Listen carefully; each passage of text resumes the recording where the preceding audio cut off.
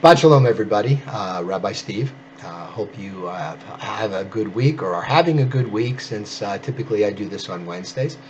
And by the way, I not only would like to say Shabbat Shalom and hoping you had a great week, but also Happy Rosh Chodesh. This is the beginning of the month of Shvat. And what goes on in the month of Shvat? Tu B'Shvat, the New Year for trees. So, what is Tu B'Shvat? Very quickly.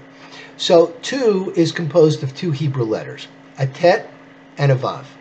The Vav can be a V, as a Vav, or it could be a vowel. It could be U if the dot is in the middle, or it can be an O if the dot is on top. General rule.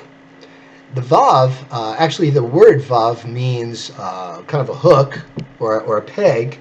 And Vav in front of a word typically means and also U. Sometimes in the Torah you'll see U to be and as a prefix to a word. And it is and because as a peg, they put it in there to join two things together, tie ropes or a cord, whatever they used back then, to join it. So join Vav, and, okay? So the Tet is 9. The Hebrew letters have numerical values. The Gematria, Aleph is 1, Beit is 2, Gimel is 3, etc., and Tet is 9. Vav is 6, so 9 and 6 is 15. So Tu B'Shvat occurs during the 15th of the month of Shabbat. So how do they get 9 and 6? Well, the Hebrew letter that is designated for 10 is a Yud. The Hebrew letter for 5 is a Hey. Now, typically, we have the numbers 1 through 10, and 10 is Yud. 11 is Yud Aleph, 10 and 1. 12 is Yud and Vei, 10 and 2. So, by that reckoning, the 15 should be a Yud Hey, except that Yud Hey spells out Yah, which is the name of God. So to use the name of God as a number would be taking the Lord's name in vain, which is contrary to the second commandment.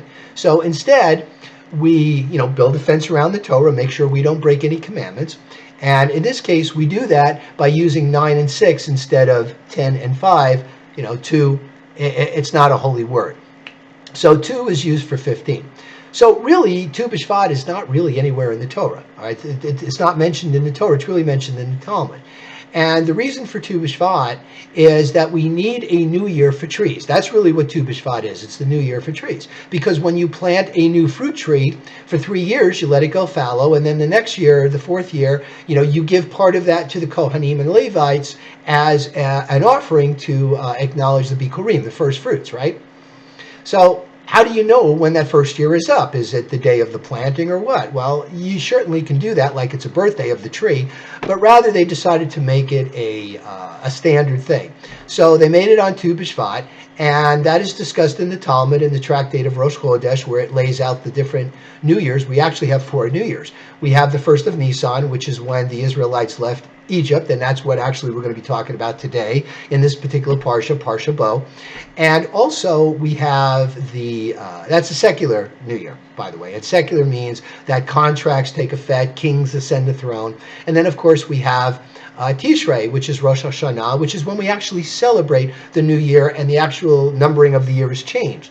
And that, of course, happens in September, October, Rosh Hashanah. That's actually the spiritual new year. That's when we renew ourselves. It's the renewal of the soul, as opposed to the beginning of just a year, just a secular year. The third new year, of course, is Tu B'Shvat with the trees. And the 4th new year, there's actually a 4th new year, which is the beginning of Elul, which is the month before Tishrei. It's right around August, typically. And that is the new year for animals. It's when animals are consecrated the way trees are. So in the Middle Ages, the Kabbalists came together and they put together some type of Seder, which acknowledges certain grains and nuts and fruits that we talk about. And it's really kind of unofficial, but it's kind of fun. It's kind of nice, and we'll be doing this in the school. Okay, Parasha Bo. So what does Bo mean? Bo means comes. And Hashem says to Moses, okay, come on to Pharaoh. So we've had 7 plagues. We've now got plague 8, 9, and 10. So 8 is the locusts. It's when the locusts just come up and they just devour anything that wasn't destroyed in the hail, or maybe things that have kind of started to regrow. And locust, was kind of like again, an Egyptian god. The next plague that we have is Choshech, and it says Choshech, darkness. It wasn't the absence of light, but it was a darkness like we saw in Genesis, a darkness. People couldn't see a couple of feet in front of them. If they were sitting, they were afraid to get up because they couldn't see anything. It was all black. If they were standing, they were afraid to sit down because they were afraid they didn't see any seat around, and people were groping in the dark, and it was very terrifying. Imagine getting up at night, you've got no lights on, and you're groping around, you have to use the bathroom or something, or you want to drink water, and you can't see where you're going. It can be kind of frightening. So again, it lasted for about a week, and then it subsided. The Torah then digresses and talks a little bit about the actual Passover. And there's some very interesting information, because in this particular portion, you know how we wear tefillin, you might have seen me davening, or I've worn it. You have a block on your head, you have a block of phylactery, as they're called, on the arm, and you're winding the strap on. And what's holy about those particular blocks is that they've got 4 passages from the Torah. And 2 of the passages are from the Shema, the blessings of the Shema. You have the V'ahavta, and then you have the second paragraph. The other 2 paragraphs are about the Exodus, and those are contained in this particular portion, talking about how during the Passover you will have nothing leavened in your house. And there's kind of an allegory here, because, bread, if it's, or anything which is left on its own, it will leaven. It will, you incorporate yeast, and yeast was kind of indigenous for that area. How did they make yogurt? How was yogurt first made? They didn't know about acidophilus. They knew that if they left it out, there's the bacteria that got in there, and it, made it culture, and you got yogurt. Same thing with bread. How do we know bread was risen? Well, they did the dough, and they left it, and it rose because there was yeast around, and it just kind of became part of the bread, and it rose. So in order to make the matzah, and they were doing this because they're saying, you make sure you're going to have a feast, you're going to kill a lamb, and eat its meat, and the meat should be completely consumed. And if your family does not have enough people, and again, we're using the number 10, some people say, if your family doesn't have 10 members, that is, maybe it's just not father, wife, son, daughter, that's 4, maybe you have a couple of grandparents, some cousins, whatever, then you join with another family to make the 10, so that you can fully consume the animal, because nothing's going to be left. And you will make sure that your loins are girded, you have your traveling robe, you have your staff, you have all the stuff that you're going to take, and make sure you make the bread. Make it very quickly. So they just take it, put it together, roll it out, and bake it, and you're done. It's very, very quick, as opposed to bread. If you've ever made bread, as I have, I love homemade bread.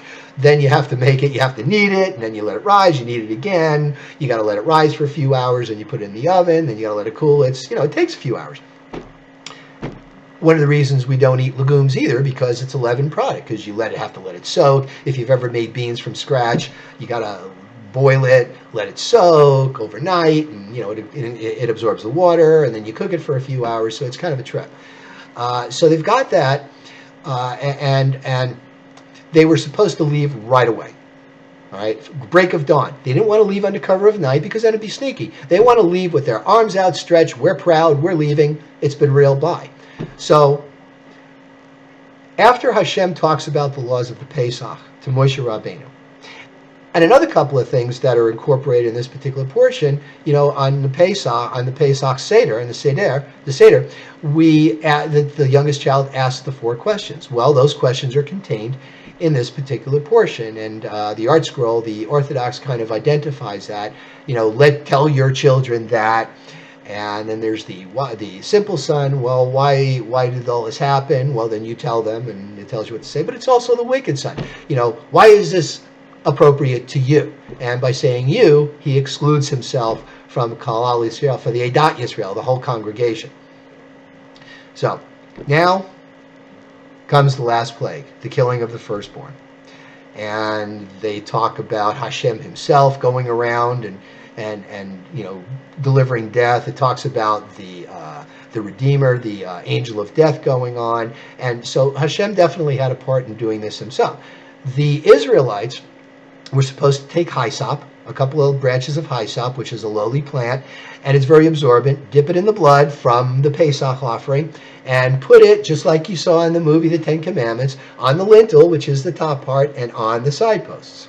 And of course, today, what do we do today? We put up a mezuzah, as a remembrance of this. That's kind of the way Judaism is. We do things, we actually do things. We don't just remember them, we don't just talk about them, we actually do things. So when we move into a new house, we affix a mezuzah to show that, Hashem redeemed us from the might of tyrants, from the hand of Pharaoh, from slavery, and led us into land. So this is where the exile ends. Now it's been said that it was 430 years. And that 430 years, actually, if you really want to get into the math, you have to reckon it from the time Abraham left his land. Otherwise, the Israelites were only in slavery for about 120, 130 years. Yeah, it's a long time, but it's not the 200 or 400 years that people say. Right? That's the time that we were in exile. So now, as Hashem says to Moses, I am acknowledging my promise to Abraham. I'm bringing you back to the promised land. So, Shabbat Shalom. Happy Rosh Chodesh. Tuesday night, we start our first class about prayers. And we hope to see you Friday night for services. We're doing a family service. There'll be the potluck at 6. We'll have the family service at 7. Kids are very excited. It's the first service back. It's been 3 weeks since we have had our break, and we hope to see you there. So Shabbat Shalom, and thanks again for listening. Let me know if there's anything you'd like to hear or not hear. Always open to suggestions.